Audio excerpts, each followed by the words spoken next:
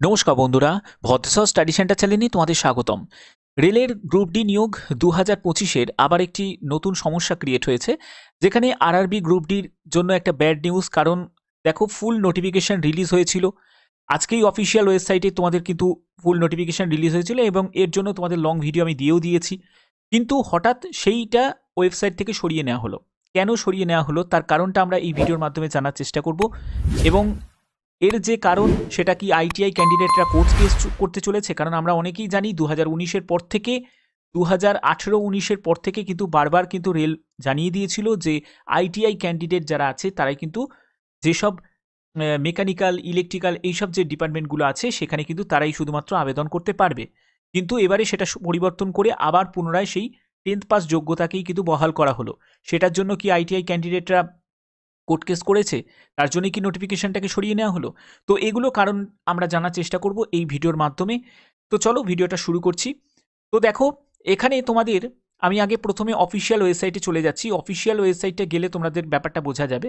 তো দেখতেই পাচ্ছ যে আরআরবি রাঁচিতেই কিন্তু তোমাদের এই নোটিফিকেশনটা রিলিজ হয়েছিল। আমি যদি আরআরবি রাঁচিতে যদি একটু স্ক্রল করে দেখি, দেখবে যে 21/1/2025, 21/1/2025-এ এখানে কিন্তু 8/2024-এর কিন্তু তোমাদের নোটিফিকেশন দিয়েছিল। ঠিক আছে? কিন্তু এখানে সেই নোটিফিকেশনটা আর দেখতে আমরা পাচ্ছি না। যেখানে তোমরা দেখতে পাবে যে একটি করিগেন্ডাম নোটিশ দেখতে পাবে 8/2024। যদি এই নোটিশটাকে তোমরা ডাউনলোড করো তাহলে তোমরা এখানে এটা পাবে। দেখো, যেখানে government of India, ministry of railways, railway recruitment board 8/2024, যেখানে কি বলা হচ্ছে দেখো, 18,000 টাকা হচ্ছে ইনিশিয়াল পে, এবং তোমাদের এখানে এডুকেশন কোয়ালিফিকেশান, মেডিকেল স্ট্যান্ডার্ড এগুলো, এবং 18 থেকে 36 বছর পর্যন্ত তোমার বয়স 1/1/2025 হিসাবে, এবং তোমাদের টোটাল ভ্যাকেন্সি যেটা একদম পুরো মেনশন করা আছে। অনেক জায়গায় কিন্তু এরকম বলেছে যে 58,000 ভ্যাকেন্সি হয়ে যাবে, 54,000 ভ্যাকেন্সি হয়ে যাবে, বাট নয়। এটা কিন্তু রেলওয়ে কিন্তু এই জায়গাটাই কিন্তু স্ট্রিক্ট আছে যে 32,438টি মতো শূন্য পদেই কিন্তু তোমাদের বিজ্ঞপ্তি প্রকাশ করে দিয়েছে।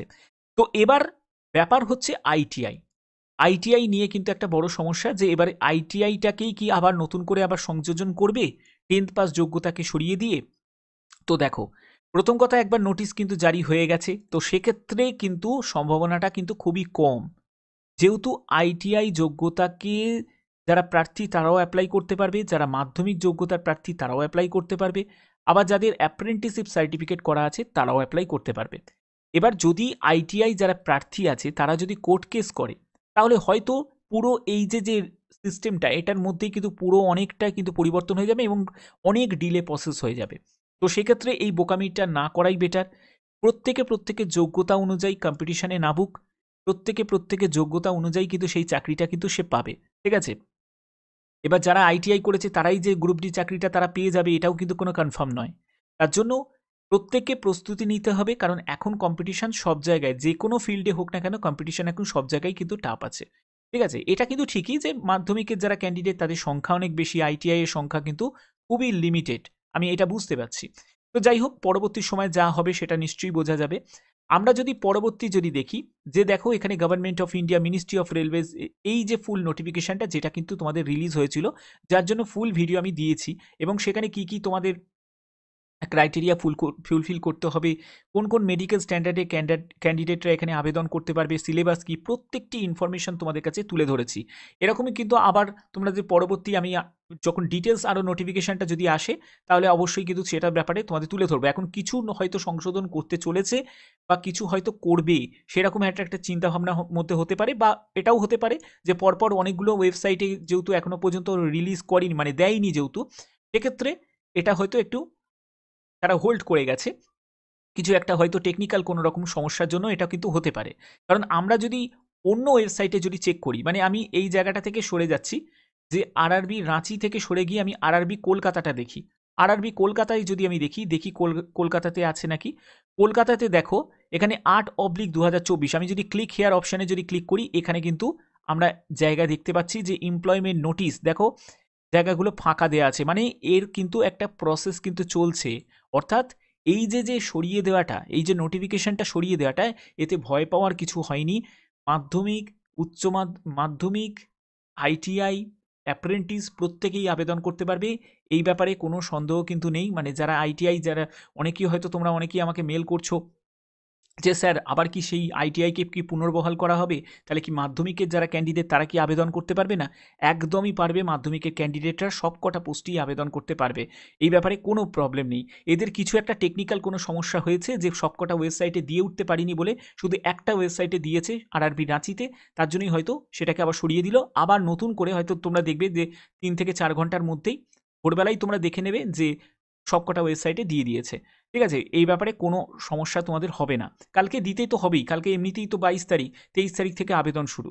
তো সেক্ষেত্রে এই ব্যাপারে তোমাদের কোনো চিন্তার কোনো কারণ কিন্তু এখানে দেখতে পাচ্ছি না। তো এটাই হলো মেন ব্যাপার। এটাই তোমাদের কাছে আমি জানিয়ে দিলাম। তার জন্য এটা নিয়ে তোমরা মানে বিভ্রান্ত হওয়ার তোমাদের কোনো জায়গা নেই।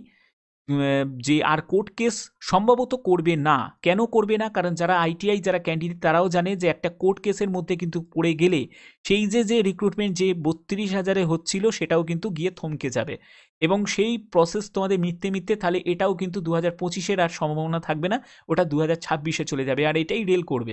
তার জন্যই বলছি একদম ভুলভাল কোনো রকমভাবে যেন কোনো স্টেপ, যারা আইটিআই ক্যান্ডিডেট তাদের কাছে বলছি তাদের অনেক অপশান আছে, তোমরা যথেষ্ট পরিমাণে এখানে ফাইট করতে পারবে এবং এটা ঠিকই যে তোমরা ২ বছর তোমরা এক্সট্রা তোমাদের কোয়ালিফিকেশন তোমাদের অ্যাড করেছো তোমাদের যোগ্যতার সাথে, তো সেক্ষেত্রে তোমাদের অধিকার নিশ্চয়ই আছে। তবে যাই হোক না কেন আমি এটুকুও জানি যে তোমরা যারা প্রত্যেকে যারা আবেদন করছে তারা রীতিমতো তাদের প্রস্তুতিও কিন্তু সেই লেভেলের রাখছে, কারণ শুধুমাত্র রেলের ওপর ভরসা করে কিন্তু যারা আইটিআই ক্যান্ডিডেট তারা তো আবেদন করছে না, তারা অন্যান্য অনেকগুলো ফিল্ড আছে যেখানে আইটিআই যোগ্যতা ছাড়া আবেদন করাই যাবে না, এরকম অনেকগুলো গভর্নমেন্ট অর্গানাইজেশন আছে, সেইখানে হয়তো তারা আবেদন করছে, তো কোনো না কোনো জায়গায় নিশ্চয়ই তাদের হয়ে যাবে। ব্যাপারটা হচ্ছে এটাই। বাদবাকি শূন্যপদ নিয়ে প্রত্যেকেই কিন্তু আমরা ডিসঅ্যাপয়েন্ট আছি, কারণ এত কম শূন্যপদ হওয়াটা কিন্তু কখনোই কিন্তু ঠিক নয়। কারণ ৫ বছর পর কিন্তু যদি রিক্রুটমেন্টে যদি ৩২,৪৩৮টি মতো শূন্যপদ থাকে তাহলে সেক্ষেত্রে বুঝতেই পারছো কম্পিটিশনটা কোন লেভেলে কিন্তু যাবে। ঠিক আছে? ভ্যাকেন্সি বাড়ানোটা খুবই ইম্পর্টেন্ট। যদি আইটিআই যোগ্যতা তারপরে হচ্ছে মাধ্যমিক, অ্যাপ্রেন্টিস প্রত্যেকে যেহেতু আবেদন করছে সেক্ষেত্রে এখানে কিন্তু কম্পিটিশন আরও বেশি, মানে ক্যান্ডিডেট বেশি পরিমাণে কিন্তু আবেদন করতে পারছে। এবার ক্যান্ডিডেট যদি বেশি আবেদন করে ভ্যাকেন্সি যদি কম হয় তাহলে কি হবে? কাট অফটা অনেক হাইয়ের দিকে কিন্তু চলে যাবে। তার জন্য এই ব্যাপারটা কিন্তু রেলের বোঝা উচিত, রেল বোর্ডের কিন্তু বোঝা উচিত যে ভ্যাকেন্সিকে কমসে কম চেষ্টা করুক যেন ভ্যাকেন্সিকে ইনক্রিজ করা হয়। এবার কত ইনক্রিজ হবে না হবে সেটা সম্পূর্ণ সময় কিন্তু বলবে। বাদবাকি যাবতীয় আপডেট পাওয়ার জন্য সবার আগে এরকমই গুরুত্বপূর্ণ ইনফরমেশন পাওয়ার জন্য অবশ্যই কিন্তু চ্যানেলটাকে সাবস্ক্রাইব করে রাখবে, বেল আইকনটাকে অল করে রাখবে। এখনের মতো এটুকুই, টাটা।